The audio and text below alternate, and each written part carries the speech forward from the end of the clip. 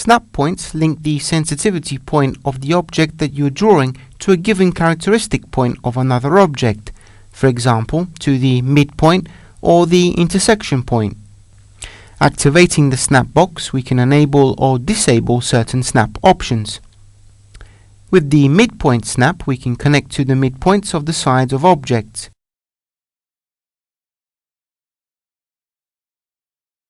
With the parallel snap, we can insert an object parallel to another object.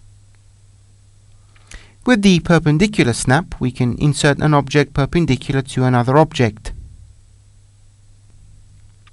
We then have the snap to center option, and one for each end of an object.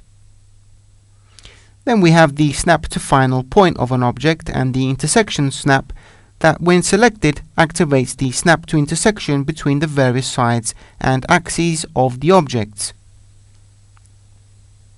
This option is always active by default. There are also two types of snap to extension. The snap to extension auto, enabled by default, which activates the snap to extension line of the object.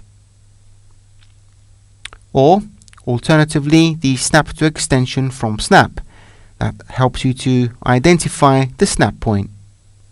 In this case, when tracing the building envelope, you must position the mouse cursor on the desired snap point, allowing it to be recognized as an alignment for insertion.